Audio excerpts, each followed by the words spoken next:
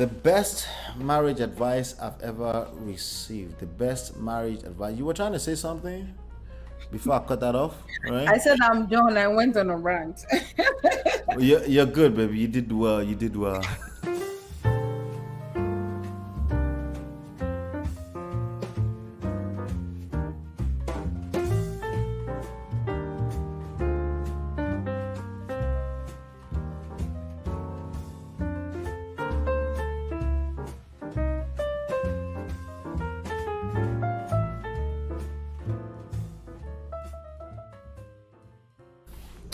Yes. So, what's the best marriage advice you've ever received? I don't know. Have you ever received marriage advice before? I don't know that you've shared that you received marriage advice ever with me before. Hmm. I'm actually trying to scratch my brain. The only thing I can say that I have because I'm not the type that kind of open up a lot to. So, but the only thing I can remember in that aspect is one time I called my dad and I was in tears. I was frustrated. I think this was very early in our marriage, probably like I frustrated you. I feel frustrated for some reason. See, you check that out. You said I feel frustrated. You Yes. refused to say I frustrated you. Yeah, because you know what? I know better. You know better. Maybe back in the days, I would say you frustrated me, but right now I have to take some accountability because when I spoke to my dad, I think it was about chores, like the trash was full and you didn't take the trash out, you were just busy in your office, your shoes was everywhere, and I was so overwhelmed with Now, the now, cleaning. now, now, these niggas will quote unquote wonder why I simp to you, quote unquote. Yeah. They love the sound of your voice when you said I take accountability. They love that. Oh, okay. I mean, Oh my I do it god. for me. I do it for me. I don't do it for anyone else. Not even for you. I do it for me because Well, it now, makes me now, better. now they want to hold you accountable because you should start educating some of these young ladies. But we'll talk about that. I want you to continue what you're saying, baby. Yeah. So I was overwhelmed with some stuff, and I just called my dad and I said, I am so exhausted. I am tired. I'm tired of doing chores. I'm so tired. And I think it was after I had Tony, our son. That was 2010, I think. And my dad said, did you tell your husband? And I was like, no, I didn't. He should know.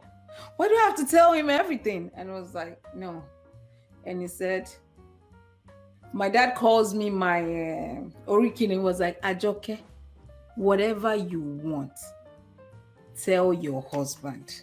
He said, men, we don't always, when you do things by yourself, just do it. We think you got it. But if you need help, just say it. Don't keep everything bottled in your mind.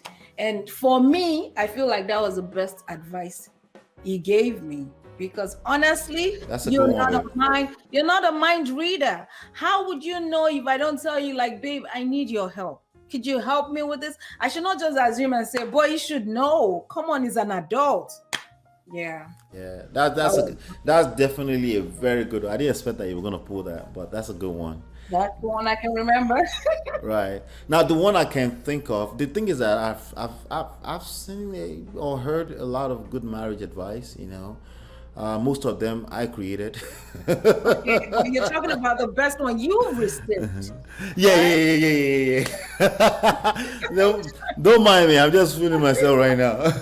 There's actually a video on the best marriage advice on our channel that I gave. So, Oh, okay. yeah. So I go mean, you go. do you do give good advices. I've always said that. My issue with that was you don't give good advices, But but I I don't feel utilize it like at home.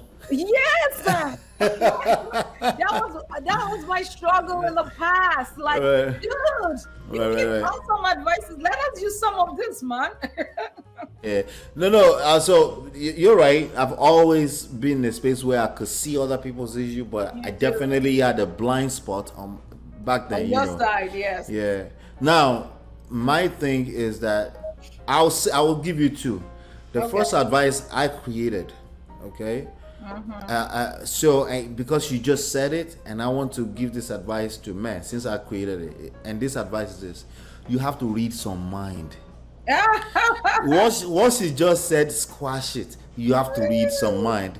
It's called emotional intelligence. Intelligence. Okay. No. All right. So now let's go back to the topic. The best marriage advice I've ever received. The best marriage advice I've ever received, based off of this topic right now, and maybe this series of videos we're going on right now, probably came from TD Jakes. And that was him really shedding some light on the difference between wickedness and weaknesses. I'm not saying there are no bad people that decided to pretend and marry you so that they can destroy your life 10 years down the line. Oh my God. Jesus. But usually that's not the case. Right. Usually it's a case of people who were actually in love. They really fell for something. Right. But life kicks people in the butt. And then they found out that they didn't mean any of the vows they took.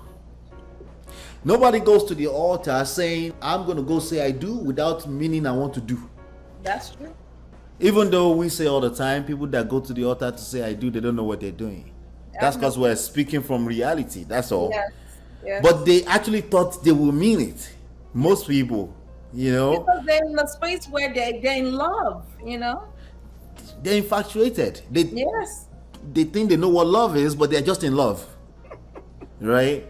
So I think the difference between weakness, most people will get into their weakness, resentments, expectations, unrealistic expectations, all these things start to play out, and these are just weaknesses. It's not somebody deliberately wanting to be wicked, because once you use the word wicked, that's somebody intentionally trying to hurt you. Right. But if you look at the definition of everything we've said, and look at everything we've said, if you really make sense or logical sense out of it, it also means they're trying to hurt themselves. And that really doesn't make logical sense. No, it doesn't. So you want to see things from a place of they are being weak, so you can have some empathy in how you address the issues.